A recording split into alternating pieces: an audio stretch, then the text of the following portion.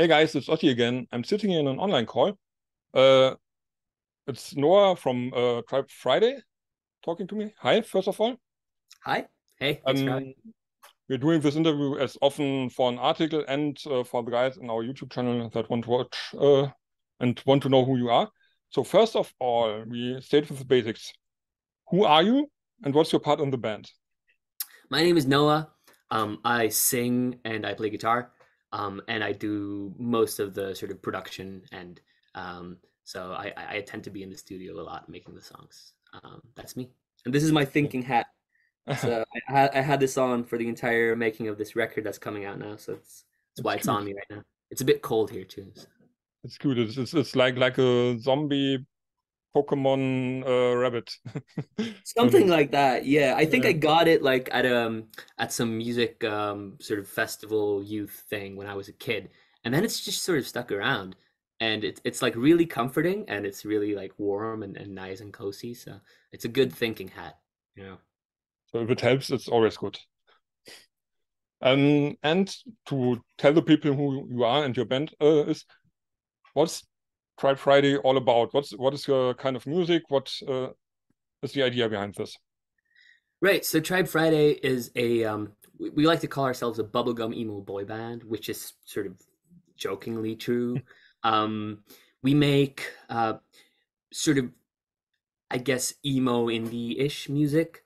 We have a lot of influences. Like so all the band members are from different small Swedish towns. We grew up in sort of independent alternative circles in those towns, and um, grew up listening to a lot of emo shit. So that's what we tend to make. We love making music, and we want to be the biggest band in the world. So that's what we're trying to make happen. Yeah. Yeah, like every band wants to be the biggest band in the world, Yes. but Exactly. Which is you'll get it. no, but it's. I mean, I think it's more like an ethos than an actual goal. It's like, Mm. okay, if we're making a record, we want to make it like a big record. We want to, go all in and make it a concept thing, and act like it was made by the biggest band in the world, even though it's made by a bunch of losers from the, sort of woods of Sweden. Yeah. I see, I see. And you mentioned it. You call your music bubblegum emo, and your first record was called like this. Yeah, it What's was the name of the record? It came out last year, 2022, I think. last year. Yeah, last summer. Hmm. And I just have to ask, what's the bubblegum part of your music and of the album? Well, the bubblegum is the happy bits of it, which is generally like the instrumentation and sort of the beats. It's all very sort of on the surface, it's all very party-ish, and it's all made for sort of dancing and moshing and stuff like that. Whereas the emo part of it usually, I mean, at least for that record, is the lyrical themes and um, yeah, like what the songs themselves say. So that's what I mean, bubblegum emo is like a contrasting term because they don't really go together. And I think that's what generally like speaks to us as musicians is contrasting elements in music, either between, different parts of the song or elements in the production or like the case on bubblegum emo between the lyrics and the instrumentation. Yeah, I see. And the you mentioned the lyrics. It's so the lyrics are more dark, are more not I would not say depressive, but deeper than the music would make you think. Yeah, I would call them depressive, actually. I think that's what they Okay. are. They are depressive. Um, I tend to write, and I also like, I'm a very up and downy person. I have very high peaks and very low valleys, and I tend to write very sad songs when I'm very happy, and very happy songs when I'm very sad, to sort of counteract my mood. So all the songs in Bubblegum Emo, I was kind of depressed when I wrote them, uh, but they're the happiest songs in the world. So But I think this is interesting because many bands are on one level and write all the lyrics on one level. And if you say we have happy songs, we have really depressive songs, and everything comes together, I think it's a good mix. Yeah, a yeah, good yeah, vibe and in it. and that's what that's what I like in all aspects of art, like visual art too. I like contrast and that's what I strive for. So maybe that's why I do that. I don't know. And just to have another basic, which have been the acts and the bands that influenced you before you started your own music? So what bands have influenced? Us? Yeah. Oh, it's very, I mean, it's very varied, and we have a lot of different tastes within the group. So for me personally, I listen to a lot of sort of hardcore and post-hardcore music. My favorite band is a band called La Dispute, which is like a, you know, Midwestern hardcore emo thing. Um, and they're very good at like storytelling and sort of, you know, contrasting dynamic elements throughout records, which I think is cool. So that's my favorite band. I know for the rest of the guys, it's all very different. Like Isaac, the guitarist, listens to a lot of like post punk stuff and shoegaze and Okay. weird stuff like that. Robin, the bassist, listens to like almost exclusively like math metal, like Tool and Incubus and Primus and stuff like that. And Zach, the drummer, he just listens to everything. So it's all very different. But the common ones within the band is like My Chemical Romance, which we all love, and The Strokes, which we all love too, which are two very different bands. So hence the bubblegum emo thing. So those bands are those the records that play when you are on the tour bus, for example. Yeah, yeah, usually either that or you know whatever the latest cool thing is that we want to listen to. And now, 1 year later, you have your first album was last year. Now, 1 year later, you have your second album Yeah. coming in October. It's called Hemma. This is the right Mhm. spelling. I don't know. Hemma, just. Hemma, yeah, yeah. First of all, what's the meaning of this word? Because I think it's not English. No, it's not. It's Swedish. Hemma means home, um, um, but home as an adjective, not as a noun. So it's what you say when you are when you come home. You say Hemma, I'm home, and that's what the record is about. It's about home. It's about relationships um, to homes and specifically small towns, which is what we come from, and sort of how growing up in those ways have sort of shaped you and made you into this weird person that you are. So that's Yeah, the record, more or less. I Yeah. think I understand it. It's about what formed you to be yourself. So what It's about what formed you to be yourself. To be, exactly? Yeah, yeah. yeah, and it's and also it's I guess it's sort of me trying to figure out my relationship with both myself and my hometown and my upbringing, because I moved down south when I was 17 to sort of pursue music, and I was very hesitant to come back and sort of avoidant towards thinking about my hometown because, you know, one, I had a lot of sort of traumatic things that I didn't want to think about, sort of tied to that place, and secondly, I didn't really like the person I was when I lived there, so I didn't want to go back and have people sort of view me in that way.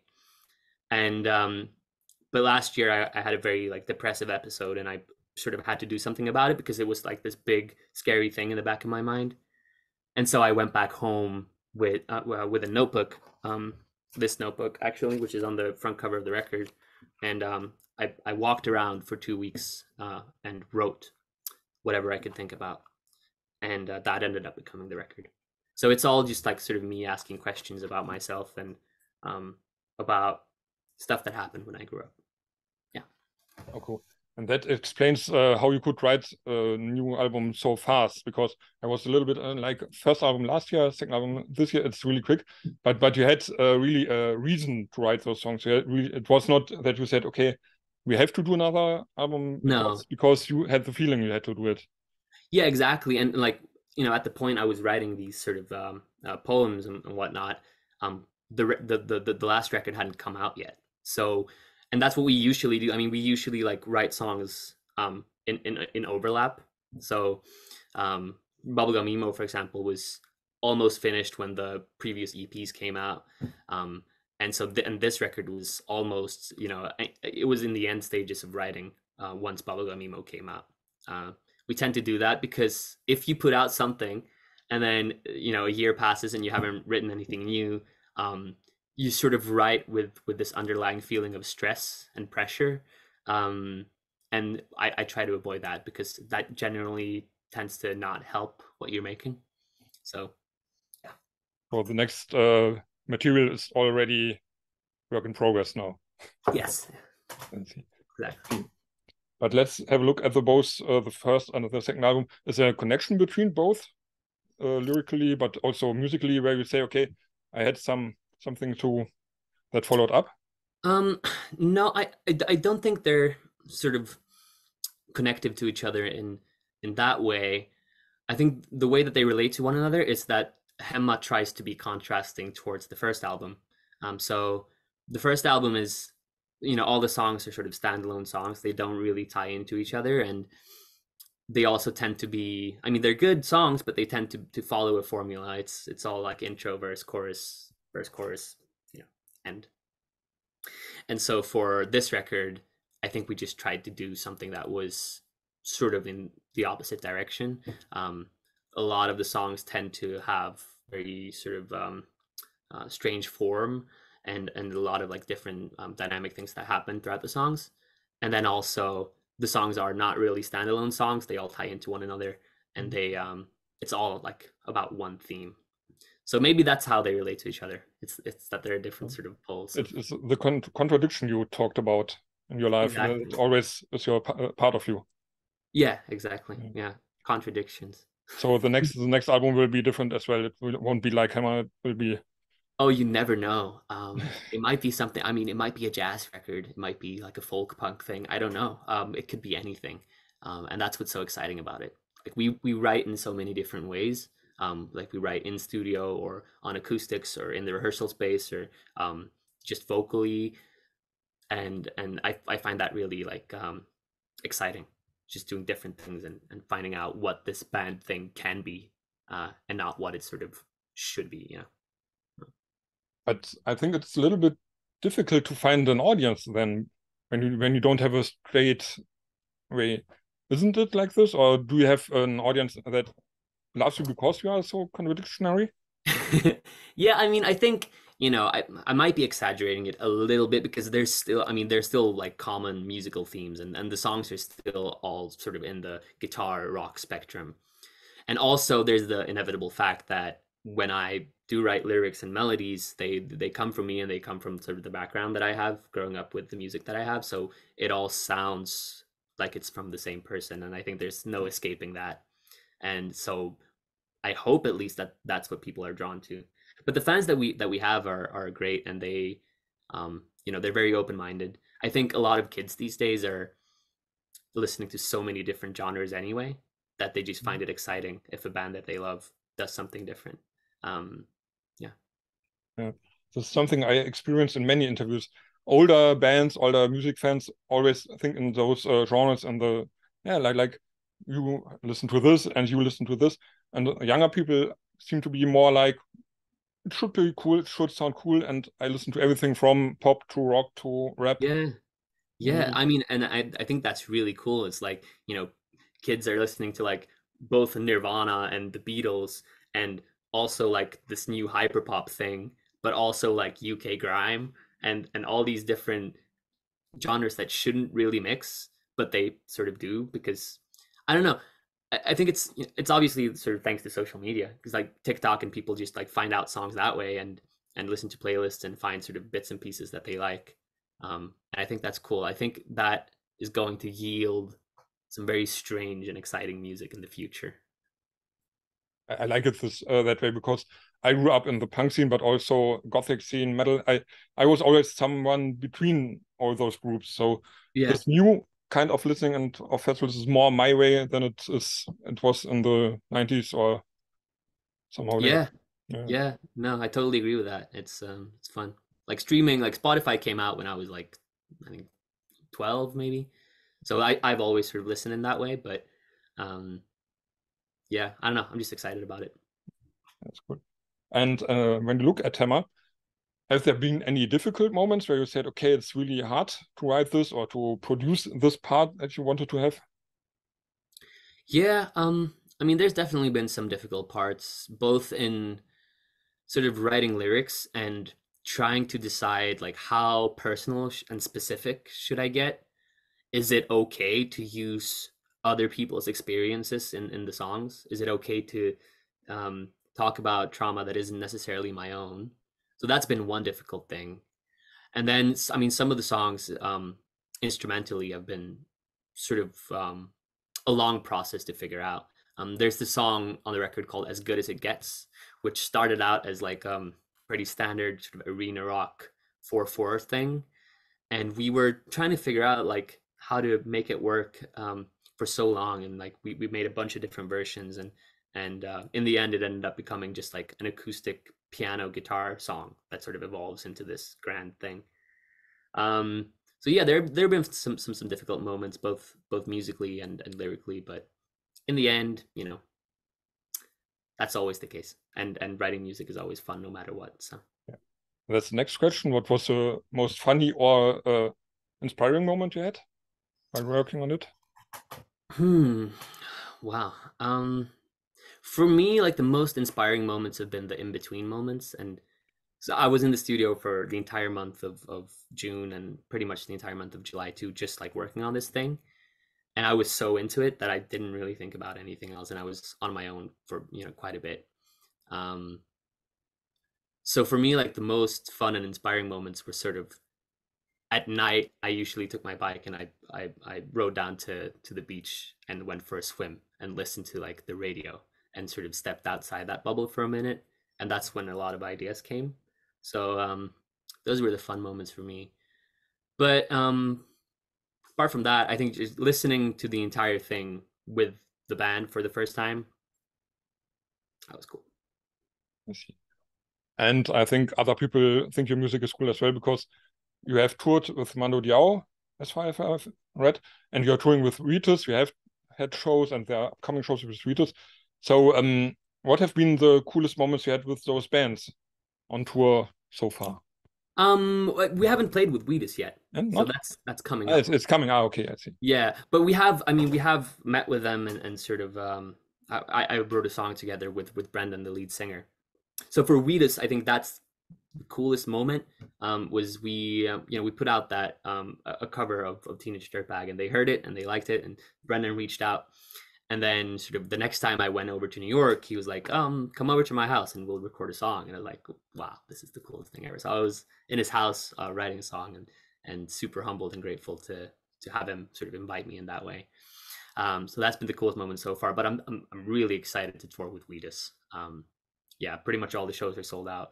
We've never been in the UK before. Just so many new and exciting things going on there. So I can't wait for that. Mando Diao, I mean, that was a long time ago. It was in the beginning stages of the band that we played with them, and it was sort of a stroke of luck.